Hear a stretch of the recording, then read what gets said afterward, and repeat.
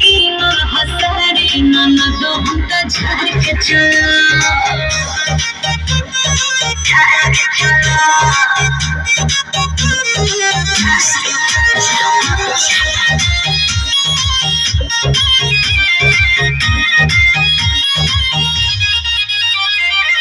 सुनो ए सासू जानी अखिया देखाबो डरे वाला नहीं खी हो जानी दे दवाबो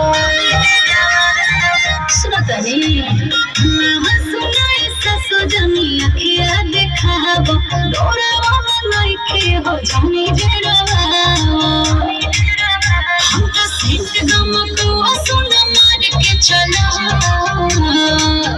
हमरा सैया जग तीन हसाड़ी ननदो हमका झाड़ के चला हमरा राजा जी के तीन हसाड़ी ननदो हमका झाड़ के चला